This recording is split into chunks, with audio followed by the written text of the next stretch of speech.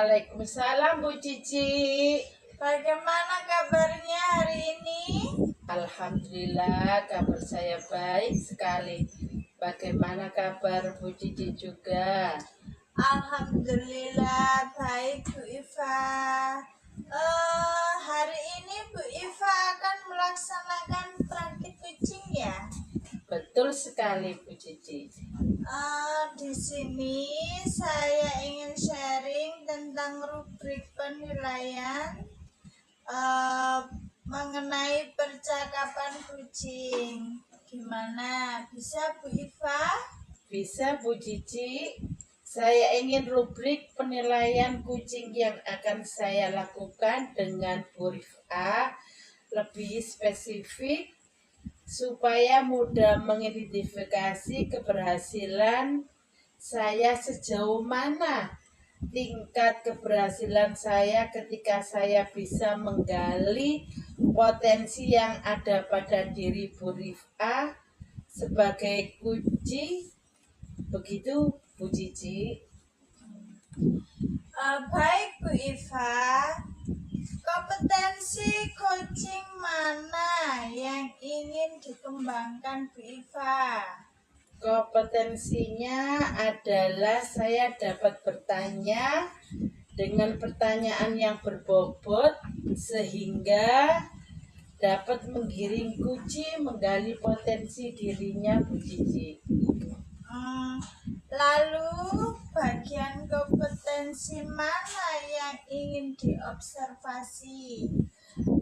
Kompetensi yang ingin saya observasi itu adalah bagian identifikasi.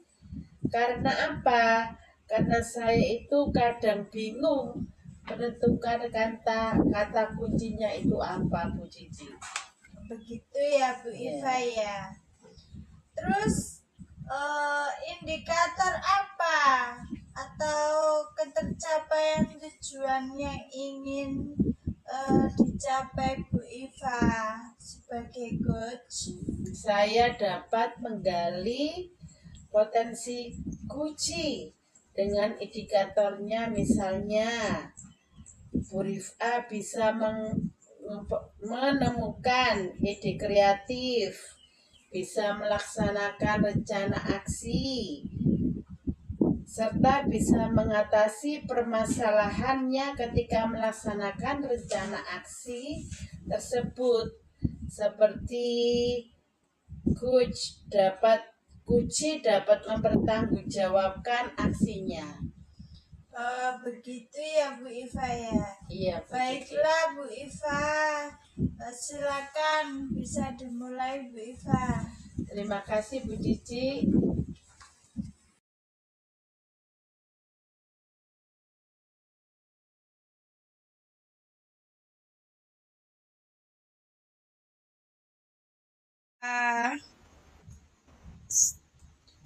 Assalamualaikum Bu Rif'a.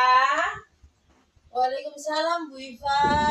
Bagaimana kabarnya pada hari ini? Alhamdulillah kabar saya baik, tapi sedikit meriang Bu Iva karena cuacanya kurang bersahabat. Oh iya, saya juga gitu Bu. Karena sekarang kan musim kemarau ya, kalau malam itu dingin sekali. Iya. Sampai benar. Suara saya ini loh, nggak enak. Iya benar. Ya. Terus kemarin Bu Rifa kok nelpon saya ya? Kok pingin bercerita? Apa sih yang diceritakan itu? Bener Bu Iva, kemarin saya tuh telepon Bu Iva, cuma kok Bu Iva slow respon banget. Jadi saya mikirnya next time aja lah gitu. Sebenarnya saya mau curhat Bu Iva. Hari ini Bu Iva nggak sibuk kah? Enggak. Kalau misalnya nggak sibuk berarti berkenan ya kalau misalnya saya mau curhat gitu. Pasti saya berkenan buat Bu Iva. Jadi gini Bu Iva, sebenarnya saya tuh ada problem di sekolah saya itu. Karena saya kan guru agama ya Bu Iva. guru agama itu kan dituntut gimana caranya nanti anak-anak itu bisa menghafalkan surat pendek, utamanya itu juz amma, juz 30 itu, untuk mendukung program dari Bupati Lamongan. Ada namanya GLM, Gerakan Lamongan Menghafal itu. Jadi setiap lembaga itu diwajibkan untuk anak-anak itu bisa mencapai target itu. Sedangkan di lembaga SDN itu kan hanya ada satu guru agama. Jadi guru agama itu harus menjadi garda terdepan, begitu Bu Iva. Nah, sedangkan anak-anak ini di sekolah saya itu motivasi dan antusias dalam menghafal itu sangat rendah. Sangat rendah itu artinya saya lihat setiap harinya itu kok mengalami penurunan. Semakin hari semakin menurun, semakin hari semakin menurun. Jadi saya merasa agak gimana ya, merasa kurang berhasil gitu ketika menggiring anak-anak untuk bisa mencapai wisuda tahfidz. Jadi nanti di akhir kenaikan kelas itu anak-anak yang sudah menghafal juz amma itu nanti harus mengikuti wisuda tahfidz itu, Diva. Oh, Begitu. jadi harapan Bu Rifa ini kepinginnya anaknya itu bisa tahfidz gitu Iya, ya. mengikuti wisuda tahfidz yang diadakan sama Bupati Lamongan. Jadi menurut Bu Rifa ini apa yang diharapkan dari obrolan kita hari ini? Jadi harapan saya yaitu tadi, karena saya punya problem ya Bu Iva, jadi gimana saya itu menemukan sebuah solusi untuk menghadapi permasalahan yang saya alami itu. Saya inginnya ya minimal lah anak-anak itu bisa ada beberapa sekitar 75% lah bisa mengikuti wisuda tahfidz. Yang sebelumnya hanya sekitar 40% saja. 40% saja. Gitu. Ya betul Bu. Menurut Bu Rifa itu hal apa saja yang membuat murid-murid Bu Rifa ini kurang termotivasi dalam menghafal juz amma itu atau surat pendek itu? Iya, jadi kalau saya feedback ke belakang itu kayaknya sih Bu Iya. Iva. Jadi saya kan hanya bisa meraba-raba kan. Mungkin dalam melakukan sebuah pembelajaran atau strategi yang saya gunakan dalam menghafal itu, pembelajaran saya terlalu monoton kali Bu Iva. Jadi saya tuh kurang memberikan variasi metode. Kalau menurut saya seperti itu.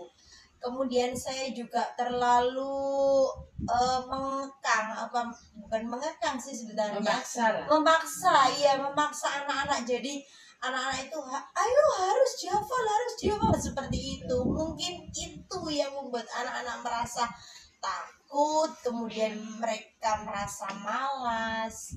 Mungkin itu Bu Iva. Oh begitu. Kira-kira apa saja yang dapat membuat murid ibu itu termotivasi dalam menghafal surat pendek? Kira-kira strategi apa dari Bu Rifa itu?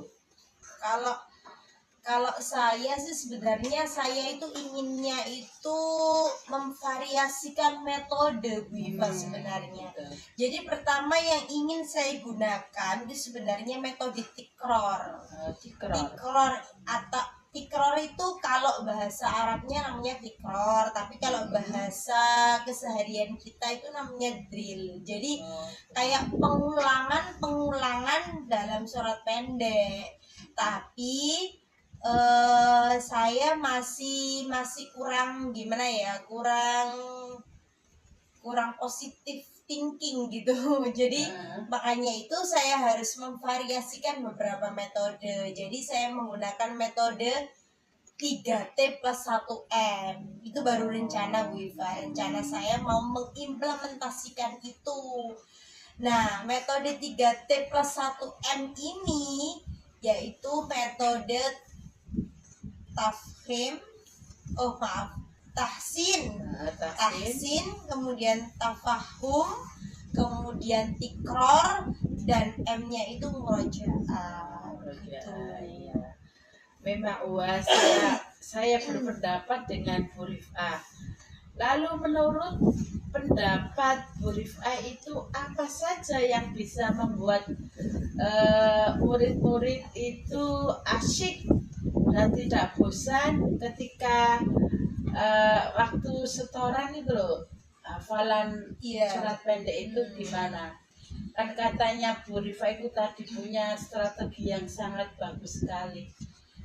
Iya benar Bu Iva. Jadi gini ya, kalau menurut saya sih Bu Iva ini pembelajaran atau kegiatan positif yang harus berpusat pada murid kalau menurut saya. Jadi bagaimana murid ini diajak untuk partisipatif, kemudian murid ini diajak untuk aktif, kemudian disisipkan juga nanti ice breaking di tengah-tengah atau games biar anak tidak terlalu fokus, tidak terlalu serius begitu menurut saya.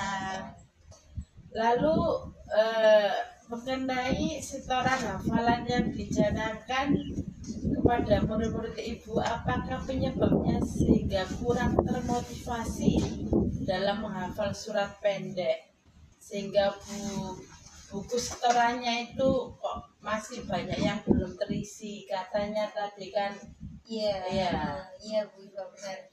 Jadi kemungkinan juga karena saya itu terlalu ya itu tadi sama seperti yang saya jelaskan di awal, saya itu kurang fleksibel dalam menugaskan anak-anak. Jadi selain itu juga saya kurang memberikan arahan yang jelas Viva. Jadi kadang saya itu suka memaksa itu loh, itu yang menyebabkan anak-anak itu malah jadi kurang mengarahkan anak-anak. Jadi nanti anak-anak harus membaca dulu, kemudian nanti memahami artinya dulu lah, kurang seperti itu saya.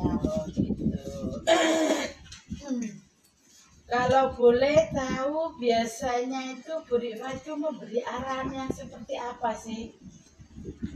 Biasanya saya memberi arahannya itu ya hanya menyuruh anak-anak untuk menghafalkan, misalnya ayo hafalkan surat Al-Quraish, tapi belum ada metode yang layak dan belum ada metode paten yang saya gunakan seperti itu Bu Iva. Oh begitu ya Bu. Kalau begitu Bu Rifah itu harus menemukan metode yang pas gitu ya dalam ikrar itu tadi ya.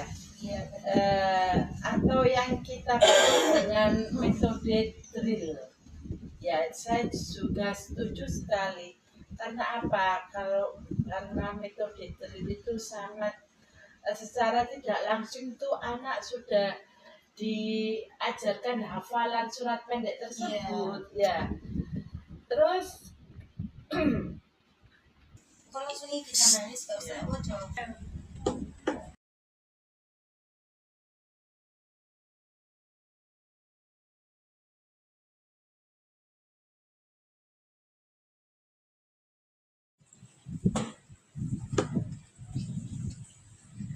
Iva,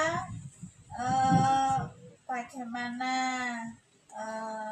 apa yang sudah dilakukan pada saat melakukan coaching tadi, apakah sudah menjadi indikator ketercapaian pengembangan yang Bu Iva inginkan?